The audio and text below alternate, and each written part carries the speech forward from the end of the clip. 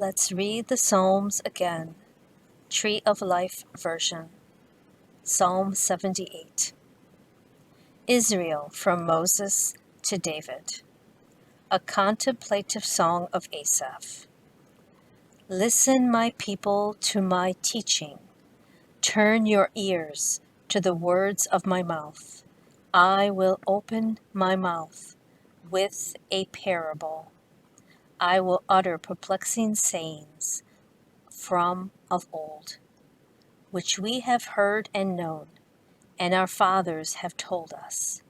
We will not hide them from their children, telling to the next generation the praises of Adonai, and his strength, and the wonders he has done.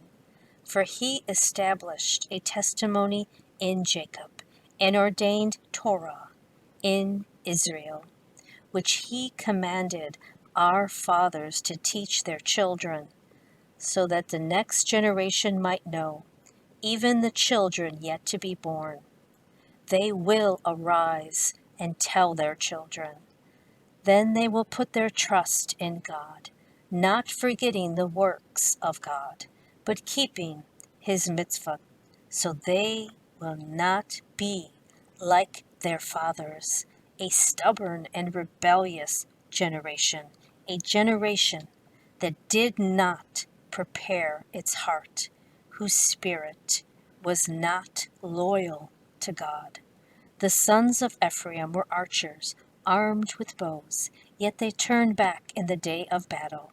They did not keep God's covenant and refused to walk in his Torah. They forgot his deeds and his wonders that he had shown them. He did miracles in front of their fathers in the land of Egypt, in the plain of Zoan. He split the sea and led them through, and he made the water stand like a wall. By day he led them with a cloud, and all night with a light of fire. He split apart rocks in the wilderness, and gave them drink as abundant as the depths. So he brought streams out of a rock, and made waters flow down like rivers. Yet they added more sinning against him, rebelling against Elion in the desert. They put God to the test in their heart by demanding food for their craving. Then they spoke against God, saying, "Can God set a table in the wilderness? See, he struck the rock, waters gushed out, streams overflowed. But can he give bread? Will he provide meat for his people?" When Adonai heard, he was angry. A fire was kindled against Jacob, and fury also arose against Israel, for they did not believe in God or trust in his salvation. Yet he commanded the skies above, and opened the doors of heaven, and rained down manna upon them to eat, and gave them grain of heaven. Man did eat the bread of angels. He sent them abundant provision. He loosed the east wind in the skies, and by his power he drove the south wind. He rained meat upon them like dust, and winged fowl like sand of the seas. And he let it fall amidst their camp, all around their tents. So they ate and were very full, for he gave them their desire, no longer a stranger from their desire. While their food was still in their mouths, the anger of God rose against them, and slew the stoutest of them, and struck down young men of Israel. Despite all this, they sinned still more, and did not trust in his wonders. So he ended their days in futility, and their years in terror. But when he slew them, Then they sought him and turned back and desired God eagerly. Then they remembered that God was their rock and El Elyon their Redeemer. But they flattered him with their mouth and kept lying to him with their tongue.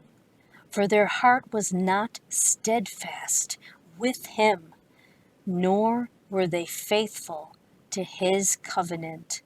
But he is compassionate, forgives iniquity, and does not destroy. Yes, many times he restrains his anger and does not stir up all his wrath. For he remembered that they are but flesh, a passing breath that never returns.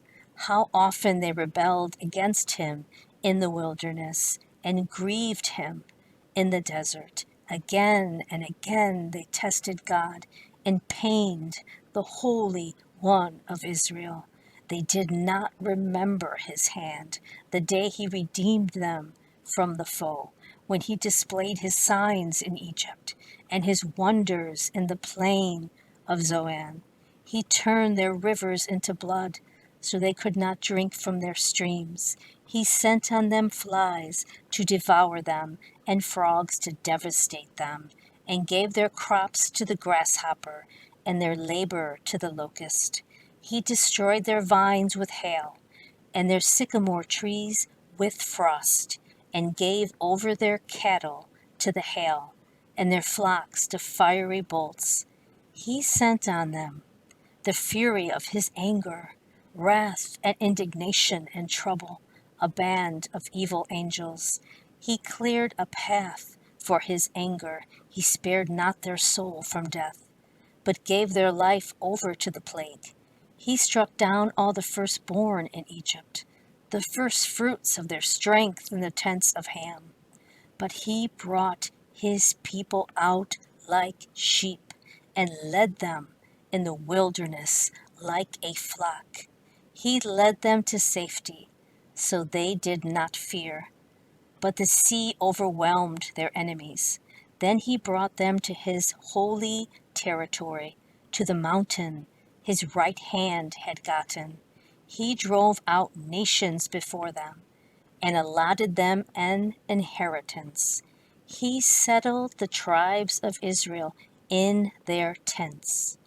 Yet they tested and rebelled against El Elyon and did not keep his decrees.